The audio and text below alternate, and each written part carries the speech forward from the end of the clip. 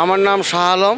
আমার ব্যবসা বাণিজ্য আল্লাহ পাক যেভাবে রাখছে সেটাই ভালো। দিন মোটামুটি আল্লাহ পাক দিন কাটাইতেছে ভালোই। আমার দেশকে ভালোবাসি, আমার দেশের মানুষকে ভালোবাসি। শুভ সকাল, প্রিয় বাংলাদেশ।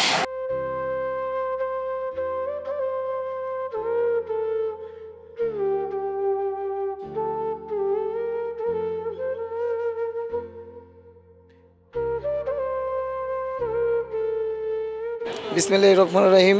আমার নাম মোহাম্মদ সুমন।